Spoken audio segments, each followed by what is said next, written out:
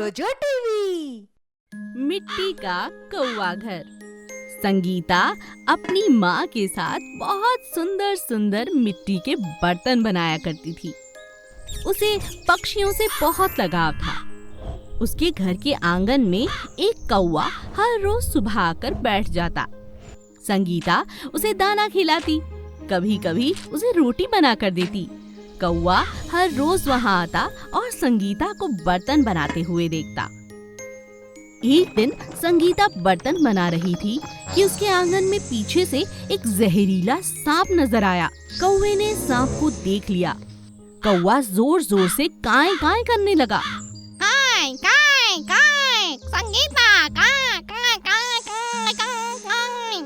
लगातार आवाज लगाने की वजह से संगीता का ध्यान कौवे पर चला जाता है और वो बर्तन बनाना छोड़कर उसके पास पेड़ के पास पहुंच जाती है। क्या बात है, इतना शोर क्यों मचा रहे हो? तुम तो कभी इतना शोर नहीं मचाते। काय काय काय संगीता संगीता। कुछ कहना चाह रहे हो? अच्छा, पानी पीना होगा, मैं अभी लाती हूँ। संगीता जैसे ही पानी लेने के लिए पीछे मुड़ती है, अपने पीछे जहरीला और लंबा सांप देखकर शोर मचाती है। उसका शोर सुनकर पड़ोस वाले काका आ जाते हैं और सांप को वहाँ से भगा देते हैं। हाय राम, आज तो मेरे जान ले लेता ये सांप। अरे कौवे, तुमने मेरी जान बचाई। अरे वाह, अब तो हम दोस्त हुए। काय काय काय। कौवा बहुत खुश था। उसने नई दोस्ती जो कर ली थी और अपनी दोस्त की जान जो बचा ली थी। अब अगले दिन से संगीता ने बढ़िया सा एक मिट्टी का घर बनाकर कौवे को दिखाया। ये देख, मैं ये तेरे लिए बना रही हूँ और फिर तू इसी घर में रहना। अपने परिवार को भी यहीं ले आना, मेरे साथ रहना और खाने पीने की चिंता तो जरा भी मत करना। जब भी रोटी बनाऊंगी 2 रोटियां तुम्हारे लिए जरूर बनाऊंगी। बोलो, क्या कहते हो? काय काय काय। कौवा इशारा करता है और संगीता की बात पर हामी भर देता है। संगीता एक वफादार पक्षी और एक बहुत बढ़िया दोस्त पाकर बहुत खुश थी। वो एक मिट्टी का घर बनाती है और कौवे के लिए एक छोटी सी मुंडेर पर रख देती है। अब कौवे के पास अपना खुद का मिट्टी का घर था। बहुत प्यार के साथ दोनों दोस्त मिलजुल कर रहने लगते हैं। माँ, अब तो मेरा जी बहुत करता है बर्तन बनाने को। सुबह शाम कौवे के साथ बातें करती हूँ और प्यारे प्यारे मिट्टी के बर्तन बनाती हूँ। ये देखो, मैं एक और बर्तन बना रही हूँ जिसके ऊपर कौवे का चित्र भी है। अरे वाह, बहुत अच्छे, बहुत अच्छे। जंगल में रहने वाली काली भैंस, जिसे सब शालू कहा करते थे, बहुत खूंखार थी। उसे हर समय बहुत गुस्सा आया रहता था और चलते फिरते हर किसी जानवर को ठोकर से गिरा दिया करती थी। उसे लोगों को चोट पहुंचाने में बहुत मजा आता था। कैसे चल रहे हो? हटो यहाँ मेरे रास्ते से। भैंस का ये गुस्सा देखकर जंगल के जानवर इधर उधर भागने लगते थे। मगर वहीं दूसरी तरफ जंगल में एक बहुत प्यारी गैया रहा करती थी। उस गाय का नाम था ममता। जैसा नाम वैसा ही व्यवहार। ममता बहुत प्यारी थी, हर किसी को प्यार मोहब्बत और ममता दिया करती थी। जंगल में जब भी किसी जानवर को चोट लगती तो वो ममता के पास पहुंच जाया करता था। एक दिन काली भैंस ने एक छोटे से बंदर को लात मारा। बंदर बुरी तरह से घायल हो गया और रोता रोता ममता गैया के पास।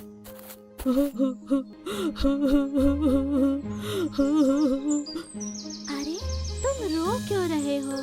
क्या बताऊं, वो शालू भैंस ने चलते चलते मुझे ठोकर मारी। मैंने तो उसे कुछ भी नहीं कहा था। देखो ना, कितना खून बह रहा है। अरे अरे, बहुत बुरा हालत है। आ जाओ, मैं तुम्हें मरहम पट्टी लगाती हूँ। गैया उसके जख्म पर मरहम पट्टी लगाती है और उसे दूध पिलाती है। साथ में 2 केले खाने के लिए देती है। बेचारा बंदर भूख से तड़प रहा था। उसने तुरंत दूध पिया और केले खाकर बोला, अगर तुम ना होती तो मेरा क्या होता। ये शालू भैंस बहुत बुरी है, भगवान इसे एक दिन सजा जरूर देगा। और इसी तरह आए दिन भैंस के मारे जाने के कारण कोई न कोई ममता के पास आता ही रहता था। तेज तूफान आने के कारण भैंस का अपना बच्चा एक पेड़ के नीचे आ जाता है और उसकी टांग फट जाती है। वो जोर जोर से कराहने लगता है, बचाओ बचाओ, माँ माँ। अरे मेरा बच्चा, क्या हुआ तुझे? भैंस उसे बचाने की तो बहुत प्रयास करती है लेकिन बचा नहीं पाती। उसकी एक टांग में बहुत बुरी तरह से जख्म हो जाता है। शालू जोर जोर से रोने लगती है। मुझसे गलती हो गई, अब मेरे बच्चे की मदद तो करो। तभी एक खरगोश कहता है, मदद तो सफेद गैया कर सकती है, ममता गाय सबकी मदद करती है। भैंस हमेशा से ममता गाय को अपना दुश्मन समझती थी, लेकिन हार कर अपनी दुश्मनी भुलाकर भैंस अपने बच्चे को लेकर ममता गैया के पास पहुंचती है।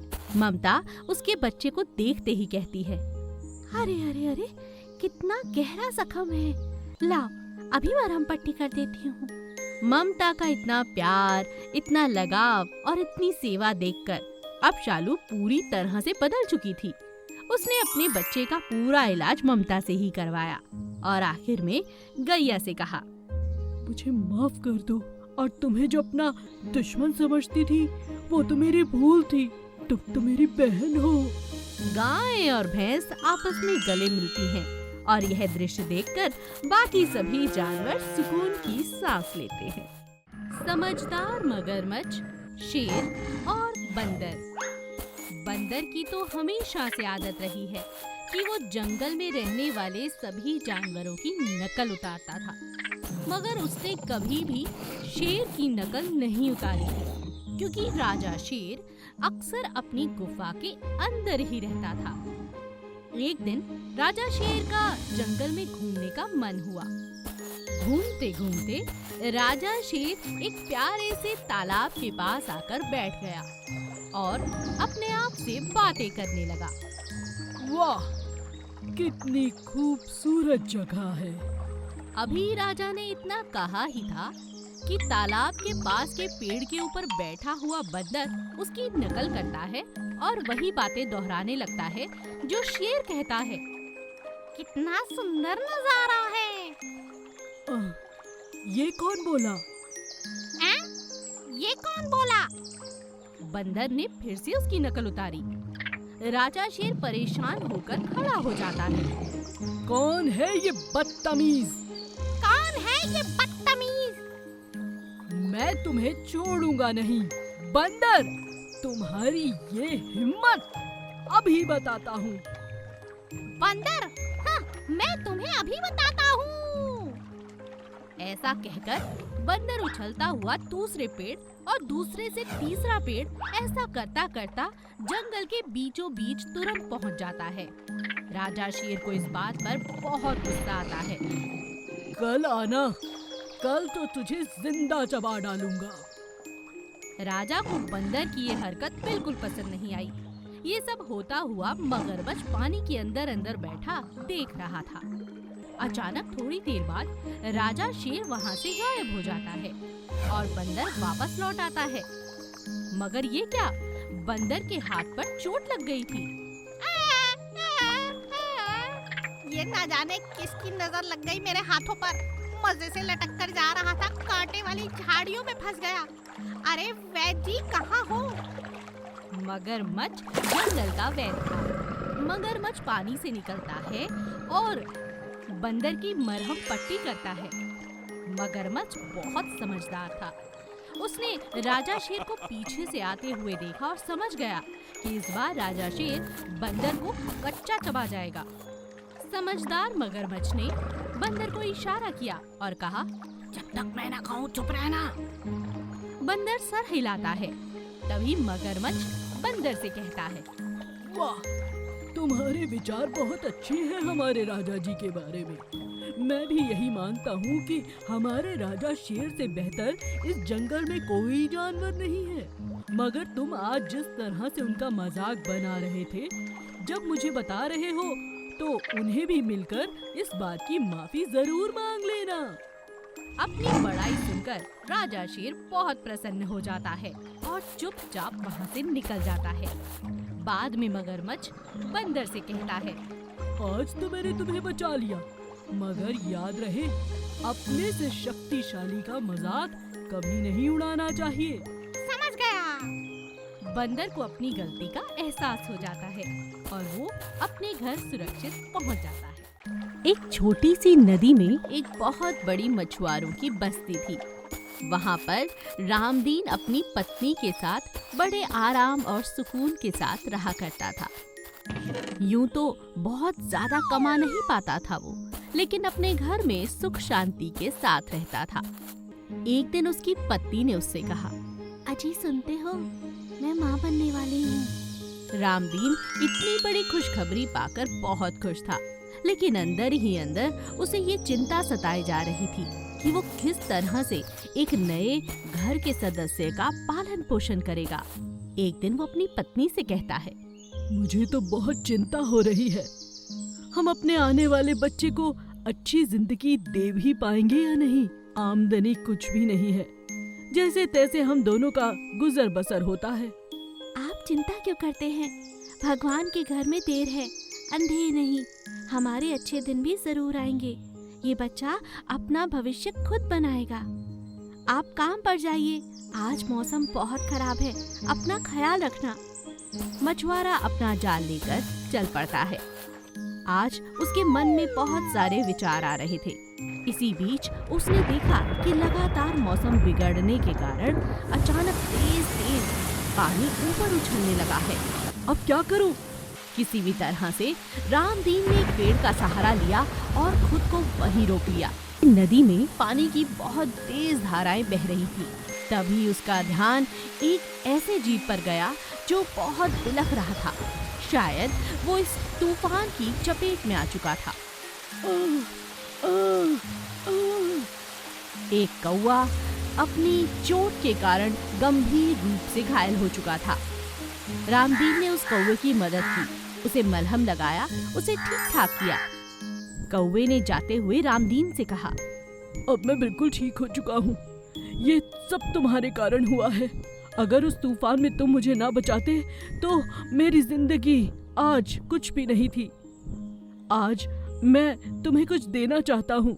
मैंने तुम्हारे घर के हालात देखे हैं, आओ मेरे साथ। आज जब तुम पानी में जाल डालोगे ना, तो एक सुनहरी मछली तुम्हारे जाल में जरूर आएगी। याद रहे, उस मछली को बाजार में बेचना मत, उसे अपने घर ले जाना। वो हर रोज तुम्हें एक सोने का मोती देगी और तुम्हारी गरीबी हमेशा हमेशा के लिए दूर हो जाएगी। लालच में आके उसे मारना मत, नहीं तो कुछ प्राप्त नहीं होगा, बल्कि जो मिला है वो भी छिन जाएगा। रामदीन कौवे की बात को मानता है, जाल फेंकता है और उसे एक सुनहरी मछली मिलती है। वो उसे अपने घर ले आता है। जैसा कि कौवे ने कहा था, हर रोज उसे मछली द्वारा एक सोने का मोती मिलता है। अब धीरे धीरे रामदीन के दिन फिर जाते हैं। अब वो बहुत अमीर आदमी बन जाता है और बहुत खुशी के साथ अपने नए बच्चे के साथ एक अच्छे सुखी परिवार की तरह जीने लगता है।